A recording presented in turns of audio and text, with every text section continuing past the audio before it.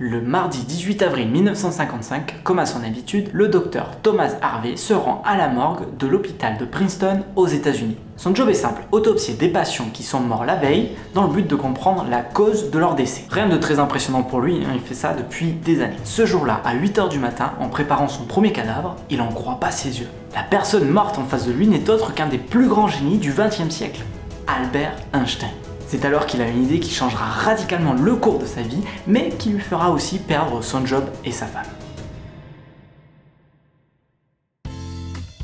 Bon, inutile de te présenter Albert Einstein, je pense que tout le monde ici le connaît et voit très bien ce qu'il a fait. Tu as aujourd'hui des livres, des bandes dessinées, des films, des documentaires, des séries, rien que sur sa vie. Cette admiration qu'on a pour lui n'est pas nouvelle et elle date même de son vivant. C'est quelque chose qui le mettait très mal à l'aise d'ailleurs. Il pensait qu'aucun homme ne mérite le type d'admiration qu'il avait reçu. Il trouvait ça injustifié et de très mauvais goût. En plaisantant, Einstein disait souvent que la science était devenue la religion du XXe siècle, ce qui faisait de lui le premier saint juif. Oui, parce que Einstein était juif et qu'il n'y a pas de saint juif, donc du coup si la science est une religion, ça fait de lui un saint, et comme il est juif, ça fait le premier saint juif.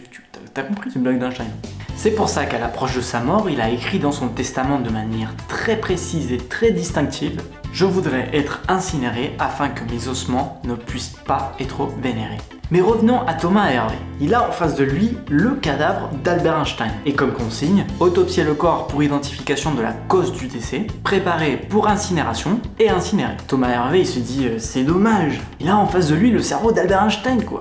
À portée de scalpel. Il regorge peut-être des secrets bien cachés de l'intelligence humaine. Il lui faut ce cerveau, il lui faut l'étudier. C'est précieux. Mais le testament d'Einstein l'interdit. Ah, dilemme.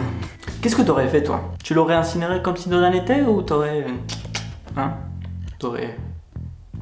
Tu sais, t'aurais fait ce que je pense avec ce corps, de toi à moi. Si je le dirai à personne, il est sur YouTube. Il y a personne qui le regarde.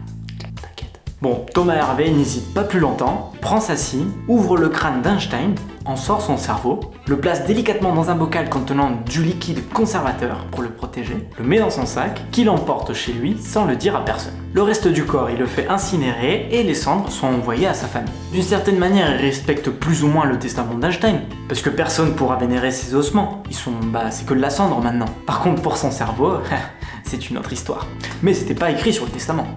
Enfin, je sais pas toi, mais moi, quand j'écrirai mon testament, je ferai bien attention à marquer: je souhaite que soit incinérée toute composition cellulaire issue de mon génome génétique. Comme ça, t'es sûr qu'il n'y a pas de mauvaise interprétation. Mais par contre, si tu trouves sur un médecin un peu perturbé et qui veut respecter à la lettre le testament, il pourrait brûler tes enfants. Bah ouais, à la base, c'est une composition cellulaire issue de ton génome génétique. Du coup, pour être sûr, mets un petit astérix, sauf mes enfants. Abruti. En parlant de descendance, le fils d'Einstein, Hans Albert, je sais pas comment ça se prononce, finit par apprendre cette histoire. Il est fou furieux, mais Thomas Hervé réussit quand même à le convaincre de garder le cerveau pour une utilisation exclusivement scientifique. Il faut comprendre qu'à l'époque, c'était pas mal à la mode de tenter de comprendre les secrets des cerveaux des personnes célèbres, mortes, du coup.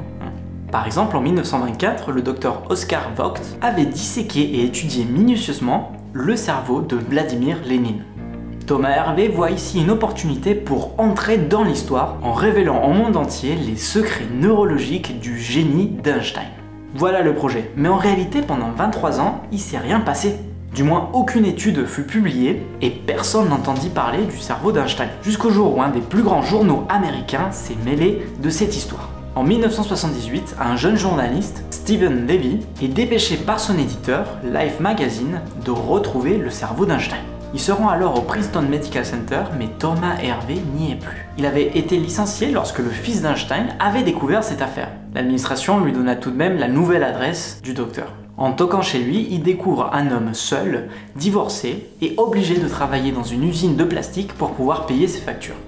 Mais dans son salon, sur une étagère entre deux cartons, se trouvait bel et bien ce qui restait du cerveau d'Albert Einstein. Quelques années après l'autopsie, il avait divisé le cerveau en 240 blocs et créé 12 séries de 200 lames de tissu cérébral. Il avait envoyé une partie à des neurologues aux 4 coins des États-Unis et le reste, il le garda pour lui. Ceux qui ont pris le temps d'étudier l'échantillon et de lui répondre n'avaient rien remarqué d'extraordinaire. Ces échantillons n'étaient pas si différents des cerveaux normaux. Quand il a reçu ces réponses, Thomas Harvey, il était très déçu et il s'est dit que il voulait pas en tenir compte, qu'il voulait étudier le cerveau par lui-même. En fait, il était convaincu qu'il devait bien y avoir une trace anatomique du génie d'Albert. Il fallait juste la trouver. Le problème, c'est qu'il n'était pas neurologue et qu'il n'avait plus accès à de la technologie médicale de pointe. Voilà une des raisons de pourquoi en 23 ans, il a rien publié, il s'est rien passé. Le journaliste prit quelques photos du bocal et envoya le tout à son éditeur.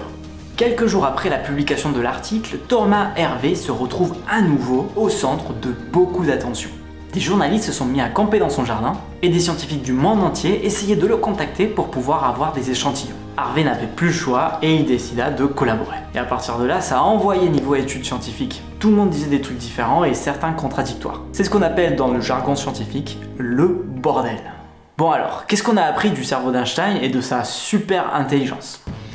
Avec l'étude préliminaire faite par Harvey à la suite de l'autopsie de 1955, il a observé que le cerveau d'Einstein pèse 1230 grammes contre 1350 en moyenne chez un homme. Première différence. En 1985, une étude révèle que le taux de cellules gliales par rapport au nombre de neurones est plus élevé au niveau du lobule pariétal inférieur. Les cellules gliales, c'est des petites cellules qui accompagnent les neurones et qui les aident à fonctionner correctement. Chose intéressante, le lobe pariétal inférieur est impliqué dans des processus de raisonnement complexes et d'interprétation de stimuli visuels. En 1996, on cherche à voir si cette relation glie-neurone est la même dans une autre région du cerveau, le cortex frontal, une région impliquée dans les fonctions dites supérieures. Aucune différence n'est observée. Mais les neurones étaient plus compacts que la normale, ce qui pourrait peut-être expliquer un traitement de l'information plus rapide. En 1999, une nouvelle étude est publiée et cette fois-ci dans une très grosse revue scientifique. L'étude est basée exclusivement sur des observations de photographie du cerveau d'Einstein. Ils ont remarqué que dans une petite région du lobe pariétal, une zone que certains scientifiques pensent être liée à notre capacité mathématique, avait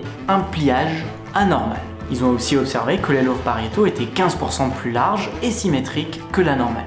Et des articles comme ça, il y en a régulièrement qui sont publiés. C'est un sujet qui buzz pas mal. Les deux derniers que j'ai trouvés datent de 2012 et de 2013. Il y en a un qui dit que le cerveau d'Einstein aurait dans le lobe pariétal une crête supplémentaire par rapport à la normale, et l'autre montre que ces deux hémisphères cérébraux étaient très bien connectés, et que cela pourrait être une nouvelle piste de l'intellect d'Albert Einstein. Bon, clairement, on n'a pas fini d'entendre parler de ce cerveau. Il est très important de prendre ces articles avec des pincettes. Il faut quand même se rappeler qu'on est en train d'étudier un cerveau unique, mort depuis au moins 23 ans, qui a été mélangé à une substance protectrice, coupé en plusieurs morceaux et conservé dans une étagère chez Thomas Harvey. Vouloir prendre un cerveau en particulier et essayer d'associer une caractéristique anatomique inhabituelle à un comportement ou une capacité, comme l'intelligence, c'est très difficile, voire impossible. Il faudrait alors beaucoup de cerveaux ayant la même caractéristique inhabituelle. Chose que ces scientifiques n'ont pas fait, parce que c'est très difficile à réaliser. Certains scientifiques accusent les auteurs de ces études d'être dans la neuromythologie du cerveau d'Einstein, et de vouloir trouver à tout prix des différences exceptionnelles dignes d'un homme exceptionnel. En 1994, la BBC décide de faire un documentaire sur cette histoire, et fait appel à Kenji Sugimoto, un vulgarisateur scientifique japonais, fan de chez fan d'Einstein.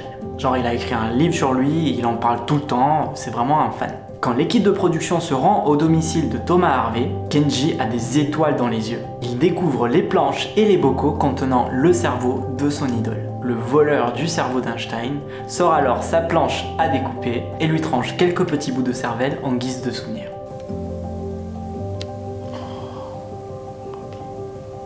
Oh, thank you, professor. Oh, thank you. これはまたすごいな、これ現実かね、これ。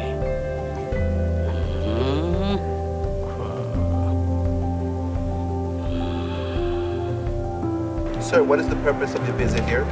I am looking for Einstein brain. Okay.